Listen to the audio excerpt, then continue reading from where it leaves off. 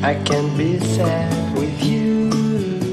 Qu'est-ce que le rire ou le plaisir alors que le monde entier brûle?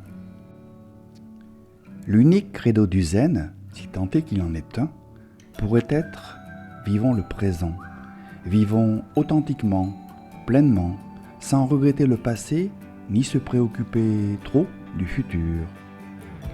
Le passé, c'est ce qui est mort, avec pour seule trace dans nos crânes la mémoire. Et le futur n'existe pas encore. Alors, à quoi bon s'en inquiéter plus que de raison? Passé et futur inoculent à l'esprit un poison qui nous empêche de voir réellement les êtres, les événements, les choses de la vie. Et sans une vue pénétrante, l'esprit ne peut être attentif à ce qui se passe en lui et autour de lui. Il ne fait que construire des châteaux de cartes, édifiant ainsi des murs entre lui et les autres, entre lui et les événements. Vivre au présent n'est pas chose aisée. À l'instant même, ici, au dojo, êtes-vous vraiment présent? Présent à votre corps, à votre expiration et présent à votre état d'esprit du moment.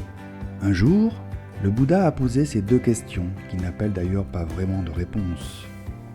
Qu'est-ce que le rire ou le plaisir alors que le monde entier brûle? Les gens vivent dans les ténèbres, ne cherchent-ils pas la lumière?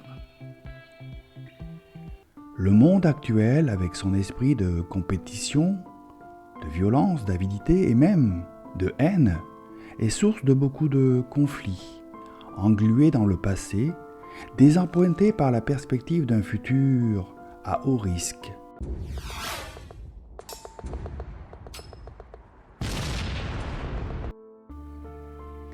Il est sujet à l'effondrement. Une des valeurs du zen est de rétablir l'équilibre pour l'individu, donc pour la société tout entière, en lui permettant de voir les choses en face, avec lucidité, responsabilité et énergie. Lui permettre de comprendre que, la plupart du temps, le sentiment d'insécurité ou d'anxiété n'est que psychologique, sans aucune espèce de réalité propre. Dans le présent, là où nous nous tenons, ici et maintenant, il n'y a rien à gagner, rien à acquérir, mais rien à perdre non plus. Ici et maintenant, profondément inspirer et expirer longuement. On pense que le renoncement ou le détachement au plaisir des sens rend la vie insipide. À tort, il existe en fait une sorte de joie de loin bien supérieure au plaisir ordinaire, à la satisfaction des sens. Ne relevant pas de moi, elle a la caractéristique unique de pouvoir être suscitée par n'importe quoi. Même les choses les plus banales, voire déplaisantes. Il arrive parfois qu'un événement douloureux prenne un sens nouveau en perdant son aspect terrifiant. On peut même l'apprécier. Ce n'est pas devenir maso ou déviant, c'est juste apprécier les choses ou événements dans leur forme d'énergie pure.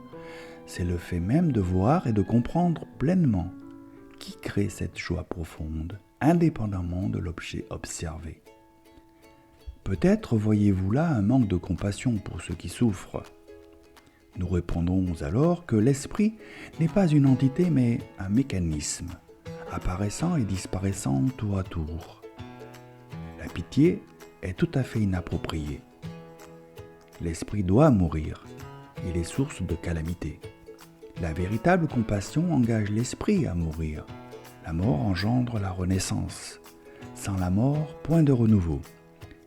C'est pourquoi mourons à chacune de nos expirations, à chaque événement du passé, à chaque projection dans le futur, en sorte que notre conscience puisse se renouveler à chaque instant et nous-mêmes nous adapter aux circonstances toujours neuves. Chaque minuscule instant de notre vie apporte une transformation. Aussi longtemps que les composantes que l'on nomme agrégats de la personnalité demeurent actives, il n'y a pas de solution de continuité.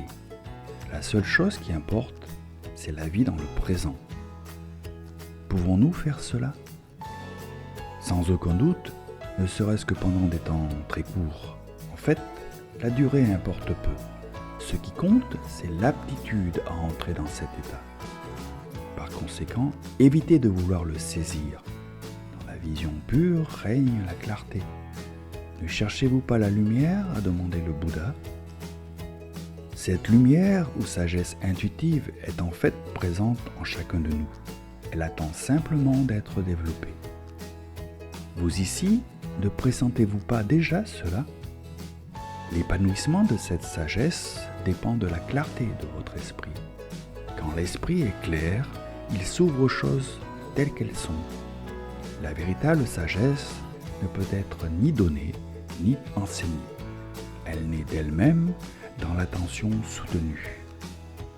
L'attention véritable s'occupe de ce qui est, non de ce qui était, ce qui sera ou devrait être.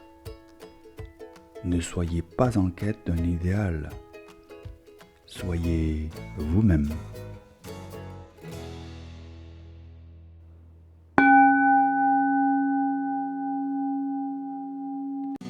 Just take my hand and fly up through the